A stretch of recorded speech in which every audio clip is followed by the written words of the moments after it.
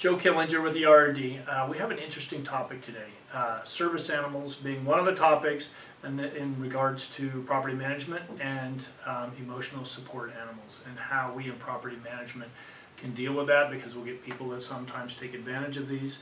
And so I've asked a friend of mine, Carla, to come in and speak to us about how we can deal with this in the best way possible. So Carla's a real estate attorney here in Los Angeles, and she works with a large developer, and she's had to deal with this on many cases, so I figured she would be ideal to help us out with this. So Carla, thank you for coming in today.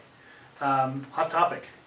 Very hot topic. So I guess, what is the difference between a service dog and an emotional, or a service animal? I've seen there's a lady on the airplane had a service duck.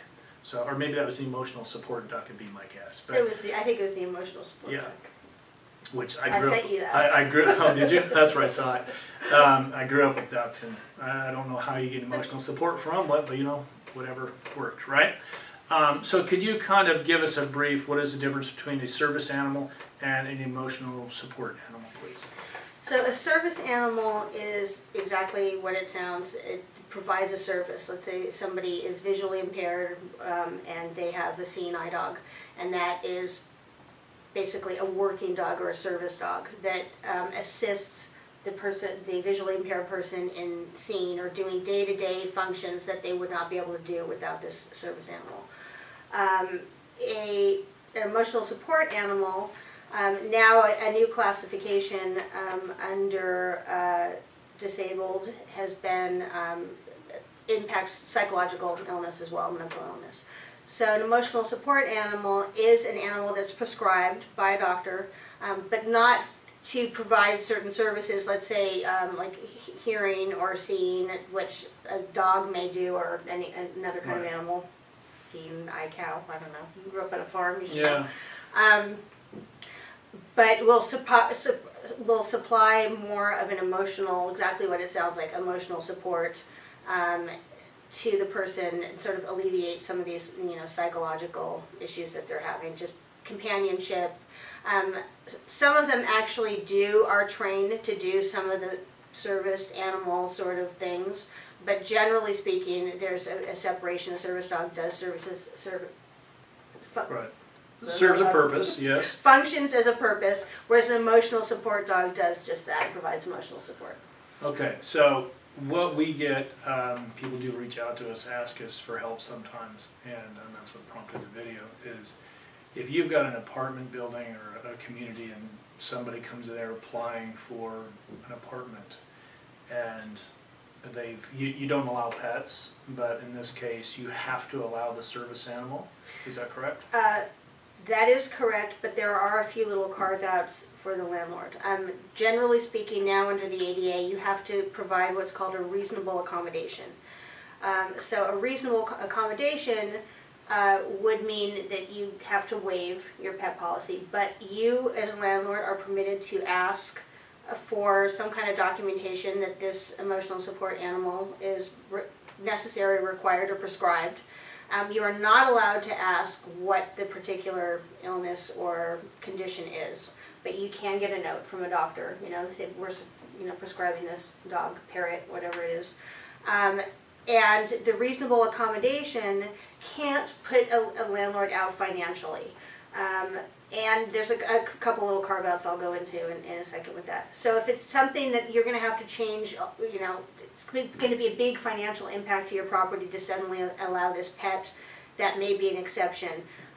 Just as a little warning to landlords and property owners that are watching this, it's usually not allowed.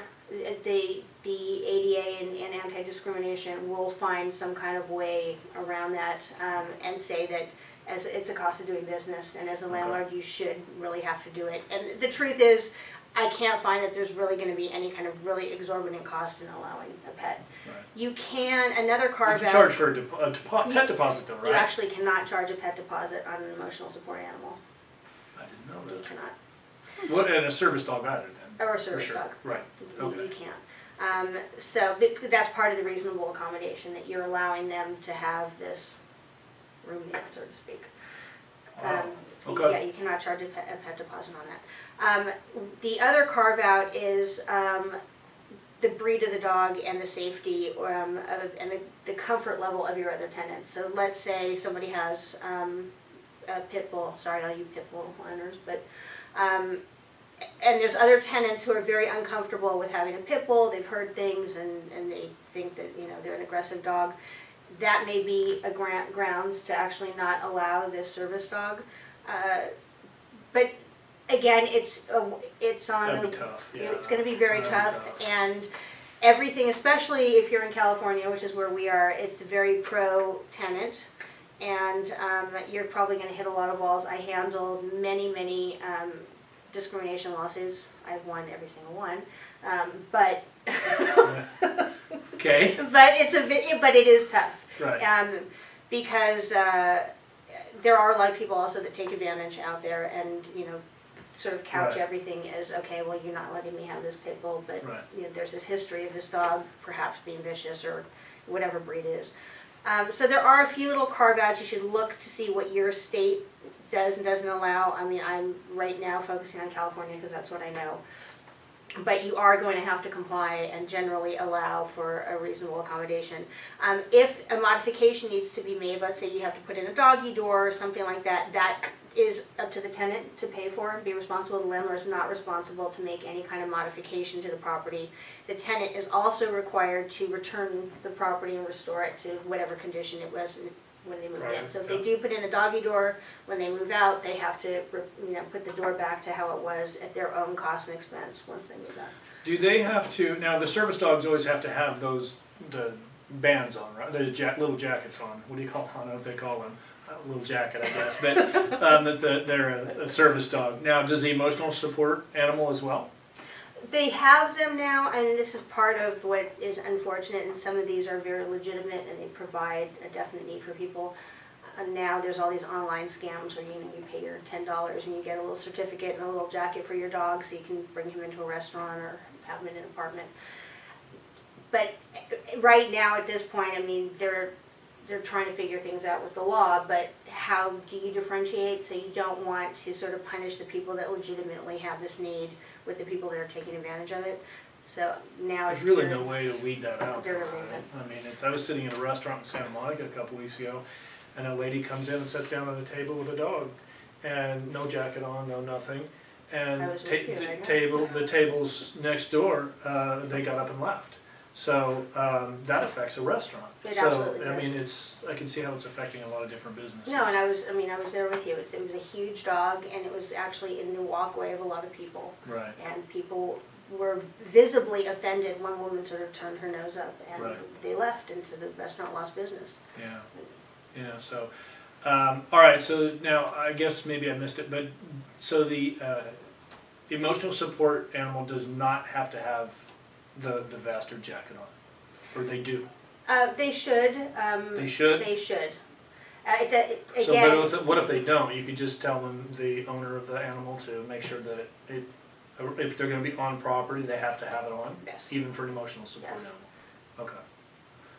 Okay. Anything else? I learned something. I had no idea. About the pet deposit? Yeah, the pet deposit was news to me. So, if you have any questions, please feel free to reach out. We'd love to get these things answered for you. I obviously don't know everything, and that's why I can reach out to Carla. And so thank you for tuning in, and if you could, follow our YouTube channel. We're going to put a link to it and start seeing our videos regularly. So thank you very much.